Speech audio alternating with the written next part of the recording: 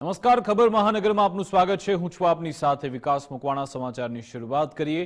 રાજકોટમાં કેન્દ્રીય ગૃહમંત્રી અમિત શાહની આગેવાનીમાં બેઠકનું આયોજન થયું છે। રાજકોટ સર્કિટ હાઉસમાં ગૃહમંત્રી અમિત શાહની આગેવાનીમાં બેઠક મળી હતી। મહાનગરપાલિકા, જિલ્લા પંચાયત અને સંગઠનના પદાધિકારીઓ હાજર રહ્યા હતા। જીએસટી ઘટાડાનો મુદ્દો લોકો સુધી પહોંચાડવા સૂચના આપવામાં આવી હતી।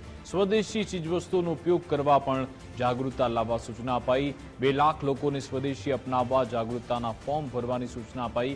અમિતભાઈ શાહે જૂના જોગીઓને યાદ કરી સૂચક સંદેશ આપ્યો। એક બનીને ભાજપને મજબૂત કરવા સંકેત આપવામાં આવ્યો।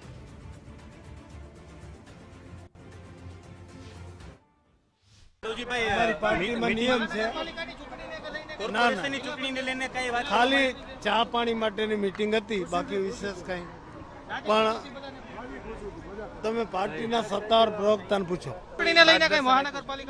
પણ અમે અંદર જઈ જ નથી શક્યા।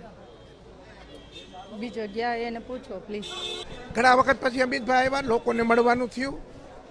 પોતાની રાજકોટની યાદો કાર્યકર્તાને, પૂર્વ પદાધિકારી, પૂર્વ અધિકારી, અત્યારના પદાધિકારી બધાને મળીને એક પારિવારિક માહોલની વચ્ચે વાત કરવામાં આવી। અને કેમ છો કેમ નહીં, કોઈ પોલિટિકલી એજન્ડા નહોતો।